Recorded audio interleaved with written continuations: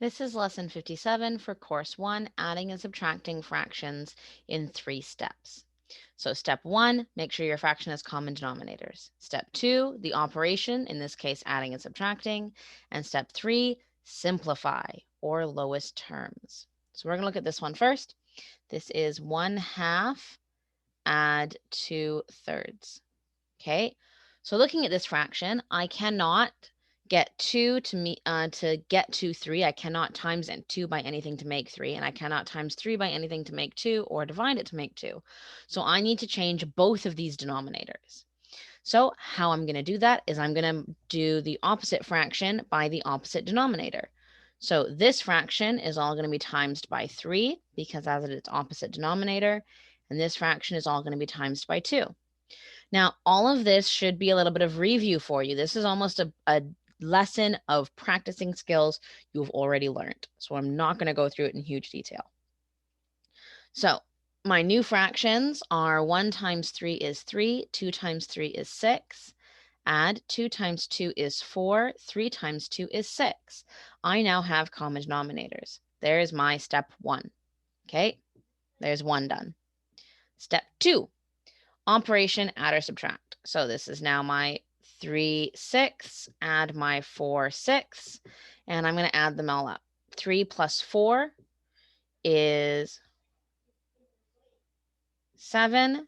My denominator I bring straight over is 6. I now need to do step 3. Step 3 is simplify. So 7/6. First thing I notice is that my numerator is bigger than my denominator. So that means how many 6s can I fit into 7? I can fit 1 6 into 7, which leaves me with 1 6 left over. This is now simplified at lowest terms because you cannot make a 1 any smaller than 1. So this is now lowest terms. There's my step 3. Step 1, make sure they all have common denominators. Step 2, complete your operation. Step 3, simplify, make sure it's lowest terms. Let's do another one with a subtraction problem. So the problem I'm going to use for this is 5/6, take away 1/3. Now this one's a little bit nicer. I can take 3 and make it into 6. I do that by timesing 3 by 2. So I'm going to times 3 by 2 and 1 by 2, and I'm going to make new fractions. So 5/6 didn't change because I didn't do anything to that one, but I am subtracting now. 1 times 2 is 2, 3 times 2 is 6. So I now have 5/6, take away 2/6. So let's come down to step 2 and finish my operation. 5/6, take away 2/6 equals 5 take away 2 is 3, 6. Step 3, simplify. So I'm taking 3/6 and I am simplifying it.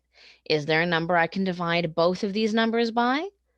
Yes, there is. I can divide both of these numbers by 3, which gives me 3 divided by 3 is 1, 6 divided by 3 is 2.